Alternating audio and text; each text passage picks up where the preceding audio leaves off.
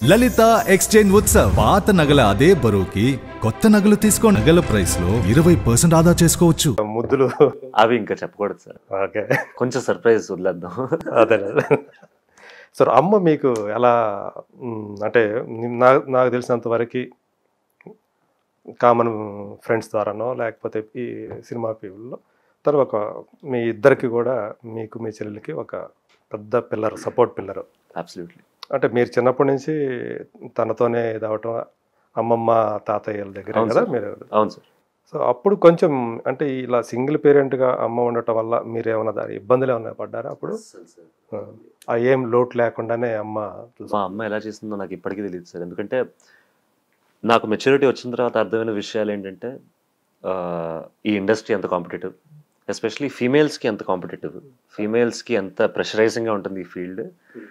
And being a single mother, raising 2 kids and ఫ్యామిలీని చూసుకోవడం, మా అమ్మమ్మ తాతయ్యని కూడా చూసుకోవడం, మేము అందరం కలిసే ఉంటాం ఇంట్లో. అంటే కంప్లీట్గా నాన్నని మీరు వదిలిపెట్టేశారా లేకపోతే కలుస్తుంటారా? వదిలిపెట్టడం కదా, అప్పుడప్పుడు కలుస్తూ ఉంటాం.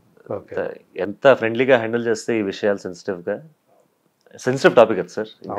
సో అంటే బయట మామూలుగా ఎక్కడన్నా ఎప్పుడైనా ప్లాన్ చేసుకుని ఏం చేయము, కానీ ఒకవేళ అనుకోకుండా కలిసినా కూడా మేమందరం బాగానే ఉంటాం అందరితో. ఓకే. అంటే నాన్న కూడా, కిరణ్ గారు కూడా మీతో ఫ్రెండ్లీగానే ఉంటారు? ఫ్రెండ్లీగానే ఉంటారు. ఎవరైనా ఇప్పుడు ఎందుకు సార్ ఈ గ్రడ్జ్లు ఉంచుకోవడం, లేకపోతే అది ఎవరికి బెనిఫిషియల్ కాదు, ఇగ్నోర్ చేయడం ఎవరికి బెనిఫిషియల్ కాదు. మూవ్ ఆన్ అవుతూనే ఉండాలి. ఇంకా అవి మైండ్లో ఉంటాయి, అఫ్ కోర్స్ నా మైండ్లో ఉంటాయి, నా చెల్లి మైండ్లో ఉంటుంది, కానీ వాస్తవాన్ని అంగీకరించాలి కదా. అంగీకరించాలి. ఎందుకంటే ఇంకో బ్రిలియంట్ థింగ్, మా మదర్ ఎలా చేశారో తెలియదు కానీ మాకు ఎప్పుడు ఆ ఫీలింగ్ కలగలేదు సార్. అంటే ఒక పర్సన్ మిస్ అవుతున్నారు ఫ్యామిలీ నుంచి, లేకపోతే ఒక రకమైన సపోర్ట్ సిస్టమ్ లేదా మాకు అనే ఫీలింగ్ ఎప్పుడు కలగలేదు మాకు. అలాంటి హార్డ్ వర్క్ చేస్తూ అంతే హార్డ్ వర్క్ ఫ్యామిలీ మీద పెట్టారు మమ్మీ. ఓకే, మీకోసం ఆ టైం కేటాయించేవాళ్ళు? అస్సలు ఎప్పుడు అనిపించలేదు అంటే మమ్మీ మాతో ఉండట్లేదా, మమ్మీ అసలు వదిలేసి తిరుగుతుందా. చాలా షోస్ చేశారు. అవును, అయినా కానీ ఆ ఫారెన్కి వెళ్ళేవాళ్ళు కదా, యుఎస్కి వెళ్ళేవాళ్ళు, కాన్సర్ట్స్, నాటా తానా అన్ని అసలు చేస్తూనే ఉన్నా కూడా అప్పుడు ఇక్కడ ఎవరు మిమ్మల్ని? అమ్మమ్మ తాతయ్య చాలా బాగా చూసుకునేవాళ్ళు, ఇప్పుడు కూడా చూసుకుంటారు. ఓకే. అండ్ ఎప్పుడు ఆ ఫీలింగ్ కలగలేదు. సో దానికి I'm always grateful, I'm blessed to be a son. And అంతే సపోర్ట్ నేను ఇద్దాం అనుకుంటున్నా ఇప్పటి నుంచి. నా పని నేను చేస్తూ, నా క్రాఫ్ట్ పెంచుకుంటూ. సో అమ్మని సంతోష పెట్టాలనే మీరు, అమ్మ ఏదైతే నా ఫస్ట్ గోల్ అది సార్. ఫస్ట్ గోల్ అదే, అమ్మని సంతోష పెట్టడం, అమ్మకి ఒక రకమైన కాన్ఫిడెన్స్ ఇవ్వడం నేను మంచి నటుండని. అండ్ అందరితో ఇంకోటి, అమ్మ ఇప్పటిదాకా ఇండస్ట్రీలో ఉన్న ఇంకో కారణం కూడా ఆవిడ మిగతా వాళ్ళతో ఎలా ఉంటారు అని, ఒక రకమైన రెస్పెక్ట్ ఎలా ఇస్తుందో అమ్మ అందరికీ, అంతే రెస్పెక్ట్ నాకు కూడా ఇద్దామని అందరికీ. అండ్ అందరితో బాగుండాలి, అందరితో సరదాగా ఉండాలి. అంటే తను ఏదైతే తీసుకుందో జీవితంలో రామకృష్ణ గారితో కలిసి జీవించాలని, దానికోసం కూడా చాలా స్ట్రగుల్ అయ్యారు కదా. వద్దా అంటే మీ గురించి, మీరంటే చిన్నపిల్లలు కాదు ఇప్పుడు. అవును, ఇద్దరు కూడా ఒక మెచ్యూరిటీ వచ్చిన వాళ్ళే. సో అర్థం చేసుకోగల ఇది ఉంది. సో ఫస్ట్ మీ సైడ్ నుంచి గ్రీన్ సిగ్నల్ వచ్చిన తర్వాతే తను కూడా ఒప్పుకున్నారని చెప్పి. పాపం చాలా భయపడింది సార్ అమ్మ. నేను సొసైటీ ఎలా చూస్తా, సొసైటీలో అంటే సొసైటీ కంటే అమ్మకి ఇంపార్టెంట్ ఏంటంటే నేను, శ్రేయ, నా చెల్లెలు శ్రేయ ఎలా మీరు ఎలా తీసుకుంటారనేది ఫస్ట్ అమ్మకి వచ్చే ఆలోచన కదా. ఆలోచన అది ఫస్ట్ భయపడతారు కదా సార్. భయపడతారు, అవును. ఎందుకంటే ఇవన్నీ చాలా సెన్సిటివ్ టాపిక్స్. అండ్ కరెక్ట్ కదా, పిల్లలకి ఎక్కువ అంటే రాకూడని టాపిక్స్. అంటే ఎలా చెప్ప, ప్రతి ఫ్యామిలీలో అవ్వదు. మనం ఒక సినిమా, స్వాతి అనే సినిమా చూసినప్పుడు అమ్మకి కూతురు మళ్ళీ పెళ్లి చేయటం అనేది చూసినప్పుడు రెవల్యూషన్ అది టైంలో. అండ్ ఎప్పుడు అనుకోము సార్ ఇది, కానీ దాన్ని యాక్సెప్ట్ చేశారు జనం. నిజమే కదా. సో అమ్మ కోసం, బికాస్ దే డిజర్వ్ దట్. ఆ రకమైన హ్యాపీనెస్ దే డిజర్వ్, ఆ రకమైన సపోర్ట్ సిస్టమ్ కావాలి. అది జస్ట్ ఫైనాన్షియల్ అని కాదు సార్. మనతో ఒక పార్ట్నర్ ఉన్నాడు, సంతోషంలో ఉన్నప్పుడు ఒక పార్ట్నర్ ఉండాలి, బాధలో ఒక తోడు, at the end of the day ఒక తోడు. నాకు మా చెల్లికి ఆ సింపుల్ రీజన్ చాలు, ఆ తోడు కావాలి. సో మీకంటే మీరు రేపు పెళ్ళైన తర్వాత మీకు ఒక ఫ్యామిలీ వస్తుంది, మీ చెల్లికి ఇంకో ఫ్యామిలీ వస్తుంది. మరి అమ్మకి తోడు ఇప్పుడు అలా అని కాదు, అంటే మేము పెళ్లి అయిపోయిన తర్వాత అమ్మను వదిలేసి మామూలుగా, కానీ ఎవరికైనా ఏ మనిషికైనా ఆ తోడు అనేది ముఖ్యం. ఎలా వేళల్లో ఉండవు కదా. సో నన్ను మా చెల్లెని పెద్ద కన్విన్స్ చేయాల్సిన అవసరం లేదు అక్కడ. మాకు ఓన్లీ థింగ్ ఏంటంటే అంటే మిమ్మల్ని కన్విన్స్ చేసింది అమ్మ రామకృష్ణ గారా? ఎవరు కన్విన్స్ చేయలేదు సార్ యాక్చువల్లీ మమ్మల్ని. ఎందుకంటే నాకు చెల్లికి ఫైనల్లీ కావాల్సింది ఏంటంటే ఆవిడ ఆనందంగా ఉండడం. ఎందుకంటే నేను చెల్లి చాలా చూసాం, ఆవిడ ఎలాంటి జర్నీలో వెళ్ళింది, ఎలాంటి దీనిపైన ఇండస్ట్రీలో ఎంత స్ట్రగుల్ చూసింది అనేది. So at the end of the day if she's choosing a person, నేను ఒకటే అడిగా ఎంత కాన్ఫిడెంట్గా ఉన్నాం ఈ పర్సన్ మీద అని. She was very confident on that person. మేము కలుసుకున్నాం అండ్ నాకు చాలా నచ్చారు. అండ్ సింపుల్ ఒక తోడు అమ్మ డిసైడ్ చేస్తుందంటే why will we say no. తను కూడా ఆ ఫీల్డ్లో ఉన్న, నేను అది కూడా చూడలేదు సార్, అసలు ఏ ఫీల్డ్లో ఉన్నాడని కూడా చూడలేదు నేను ఫస్ట్. మీ మైండ్లోకి అది కూడా రాలేదు? రాలేదు, ఎందుకంటే నాకు ఉన్నదల్లా ఏంటంటే మా అమ్మనలా చూసుకుంటారు. అవును. అండ్ ఆయనలో ఉన్న ఎమోషనల్ కెపాసిటీ ఎలా ఉంది అమ్మని అర్థం చేసుకోవడానికి చేసుకోవాలి కదా. చేసుకోవాలి 100%. ఇవన్నీ చూసాను కానీ మస్ట్ కదా అది 100%. అది మా అమ్మ పాప మిస్ అయింది, అదే ఆ ఎమోషనల్ సపోర్టే కావాల్సింది ఇన్ని సంవత్సరాలు. ఎందుకంటే మనకి ఇండస్ట్రీలో కావాల్సిందే నలుగురు ఫ్రెండ్స్, లేకపోతే మన అమ్మ నాన్నలు. ఈ ఎమోషనల్ సపోర్ట్ లేకపోతే ఇండస్ట్రీలో నడవడం చాలా కష్టం. ప్రతిరోజు ఒక టెస్ట్, ప్రతిరోజు ఒక స్ట్రగుల్. అలాంటప్పుడు తోడు అనేది కంపల్సరీ. ఇంటికి వచ్చిన తర్వాత మనకి ఆ సపోర్ట్ అనేది ఇంటి దగ్గర ఉంటే వేరే లెవెల్ ఉంటుంది. అంతే కదా సార్. అండ్ ఇన్నేళ్ళు అది లేదు అని తెలిసినప్పుడు చాలా బాధేస్తుంది. అండ్ ఫైనలీ మనం రామ్లో అది చూశాను నేను, మా చెల్లి అండ్ మా తాతగారు అమ్మమ్మ గారు కూడా చాలా కన్విన్స్ అయ్యారు. అండ్ వాళ్ళు కూడా చాలా హ్యాపీగా ఫీల్. సో ఇప్పుడు జరిగిన తర్వాత సో మీరు చూస్తా ఉన్నారు అమ్మ హ్యాపీ, చాలా హ్యాపీగా.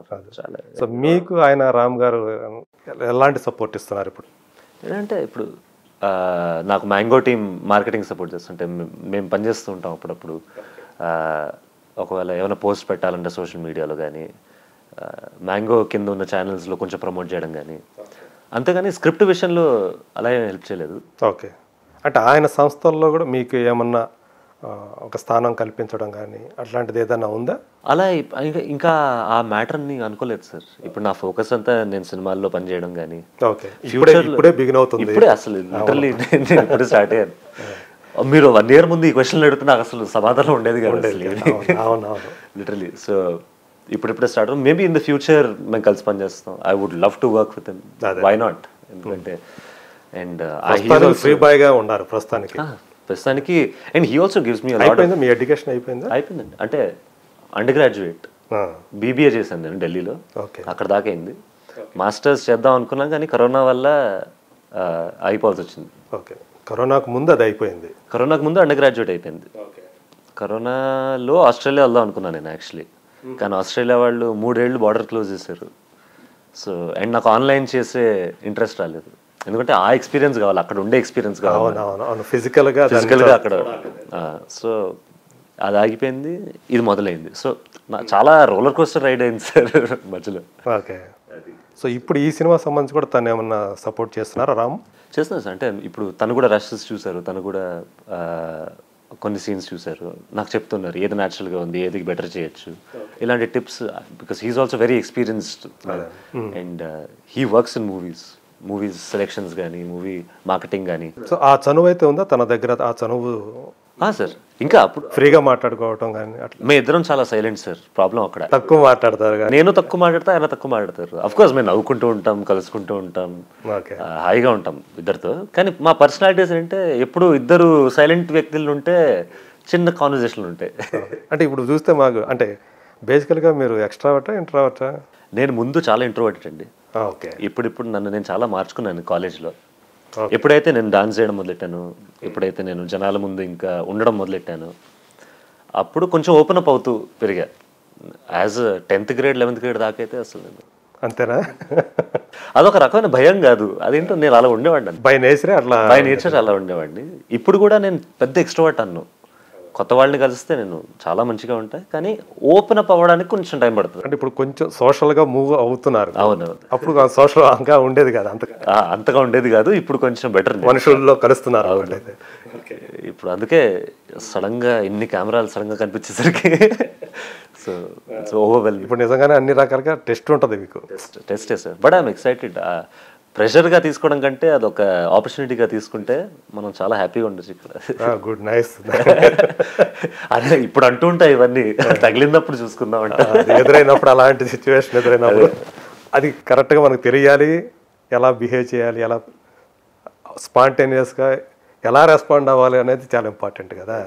ఓకే, సో ఇది సర్కార్ నౌకరి అనే సినిమా ఆకాష్కి సంబంధించి ఒక యాక్టర్గా మంచి పేరు తెస్తుందనే నమ్మకం ఉందా?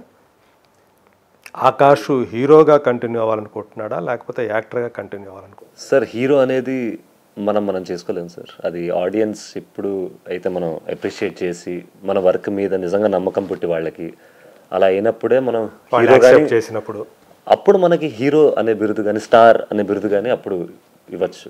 నేను ఫస్ట్ కాన్ఫిడెన్స్ ఇద్దాం అనుకుంటున్నా ఆడియన్స్కి. ఏంటంటే నేను యాక్ట్ చేయగలను అనే కాన్ఫిడెన్స్, నన్ను నమ్మచ్చు, నన్ను నమ్మి థియేటర్కి రావచ్చు అనే కాన్ఫిడెన్స్ ఇవ్వాలని ఉంది.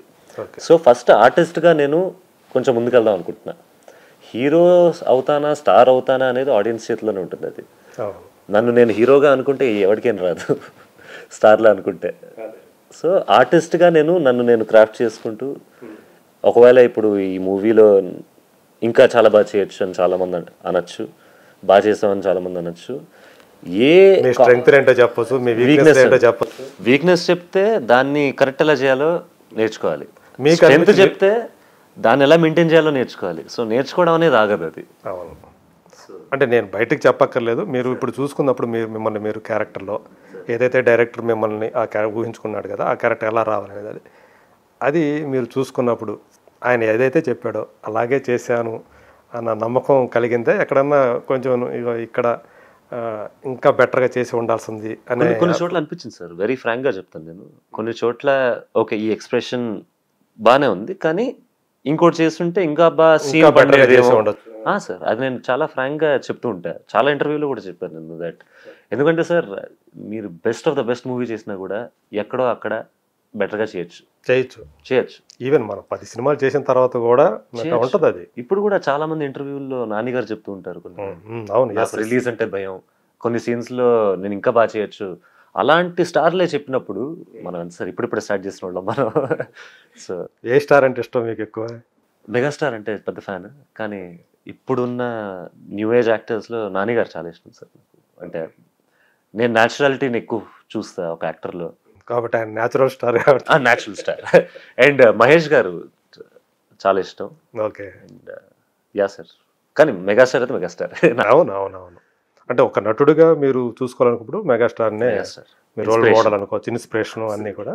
అబ్సల్యూట్లీ. ఆయన ఆశీస్సులు ఏమైనా తీసుకున్నారా? తీసుకున్నాను సార్. ఆయన ఎంత చెప్పినా ఆయన గురించి తక్కువ సార్. ఎందుకంటే మేము ఒక చిన్న ట్రైలర్ చూపిద్దామని అడిగాం. అండ్ ఆయన ఎంత మంచివారంటే ఆయన మమ్మల్ని ఇంటికి పిలిచి చూశారు ట్రైలర్, ఒక చిన్న బయట కూడా ఇచ్చారు దాని మీద. అండ్ ఆయన మాటల్లోంచి బాగా చేసావు అని ఒక చిన్న సెంటెన్స్ విన్నా అయిపోయాను నేను అక్కడ. ఎప్పుడు కూడా అదే కాంప్లిమెంట్ మంచి షివర్ అయ్యాను సార్. ఆ రోజు నేను ఆయన్ని ఫస్ట్ టైం కలిసినప్పుడు I think degree 3rd year లో ఉన్నాను సార్. నేను ఫస్ట్ టైం ఆయన్ని కలిసినప్పుడు, మమ్మీ ద్వారా కలిసినప్పుడు డిగ్రీ 3rd year లో ఉన్నా. నేను ఆయన్ని చూసి ఎంత భయపడ్డానంటే, డిగ్రీ 3rd year లో ఉన్న స్టూడెంట్ నేను ఇంటర్ 2nd year సార్ అని చెప్పి ఆయనకి. అవునా? అంత షివరింగ్ వచ్చింది నాకు అప్పుడు. ఆయన కళ్ళల్లో కళ్ళు పెట్టి అంతే అర్హత లేనది అనిపించింది. నేను ఇలాగే ఉన్నా అసలు నేను. ఓకే, అంటే నోట్లో చాలా వచ్చేసిందా? ఏం చదువుకుంటున్నావు అని అడిగారు సార్ నన్ను. నేను డిగ్రీ 3rd year చదువుతున్నా, actually inter 2nd year sir అని చెప్పాను నేను. ఎందుకో తెలీదు అంటే సడన్గా మమ్మీ చూసి inter 2nd year inter degree 3rd year కదరా. అలాంటి ఫ్యాన్ సార్ నేను. ఓకే, అంటే గబక్కున అలా వచ్చేసింది ఇంకా ఎందుకో. అండ్ ఇప్పుడు మొన్న కలుసుకున్నప్పుడు ట్రైలర్ బిట్ చూపించాం. అండ్ మా అందరికి ఆశీస్సులు ఇచ్చారు. I took his blessings. Okay, and yeah sir. Raghavendra Rao గారు ఏమన్నారు చూసిన తర్వాత? రాఘవేంద్రరావు గారు ప్రతి స్టేజ్లో నాకు హెల్ప్ చేస్తూనే ఉన్నారు. ఒక యాక్టర్గా ఈ మూవీయే కాదు, ఫ్యూచర్లో కూడా నువ్వు ఏం చేయాలి అని. అంటే మీ పర్ఫార్మెన్స్ చూసిన తర్వాత సినిమా చూసారు ఆయన మొత్తం చేసి న్యాచురల్గా చేసావనే మాట అయితే అన్నారు సార్ నాతో. అండ్ అన్నిటికంటే ఎక్కువ which stayed with me, trailer లాంచ్లో మా అమ్మకి చెప్తున్నారు, నీకు కొడుకు నాకు బాధ్యత అని చెప్పారు ఆయన. ఓకే, అది నాకు చాలా నచ్చింది. అంటే అది నాకు one of the biggest compliments అనిపించింది.